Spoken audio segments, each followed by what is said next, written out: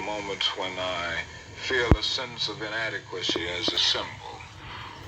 It is never easy for one to accept the role of symbolism without going through constant moments of self-examination.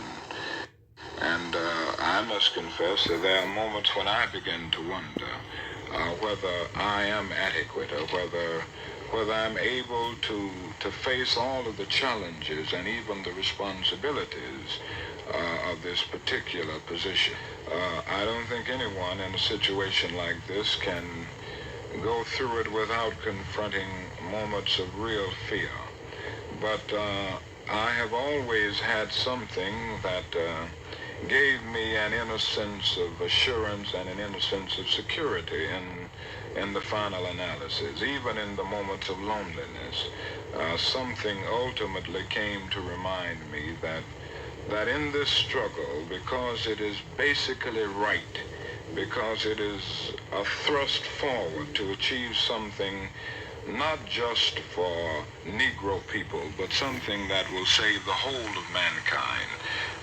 And when I have come to see these things, I always felt a sense of cosmic companionship, so that the loneliness and the fear have faded away because of a greater feeling of security, because of commitment to a moral ideal.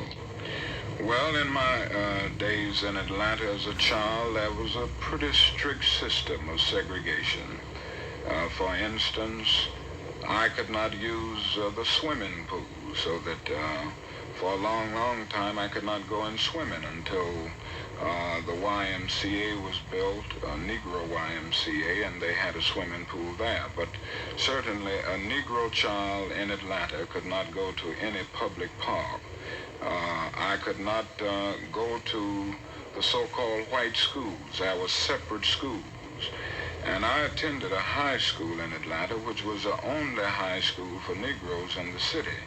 And this was a real problem because in Atlanta there are more than 200,000 Negroes. In many of the stores downtown, to take another example, I could not go to a lunch counter to buy a hamburger, a cup of coffee, or something like that. I could not attend any of the theaters. Only there were one or two Negro theaters. They were very small, but they did not get the main pictures. If they got them, they were 2 years late or 3 years late.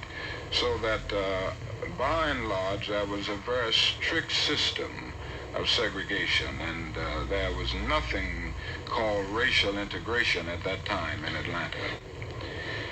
Well, I started out as a pastor in Montgomery, Alabama, which is a state that adjoins the state of Georgia.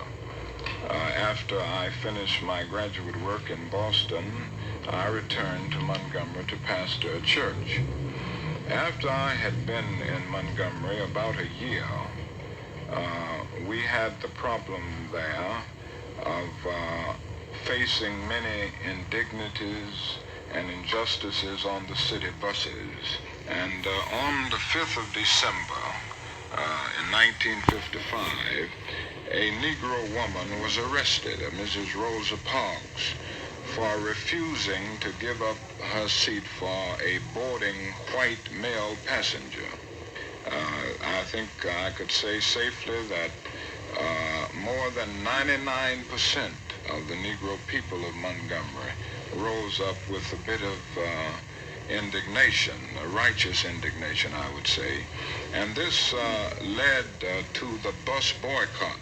The Negro citizens decided not to ride the buses until these conditions were changed.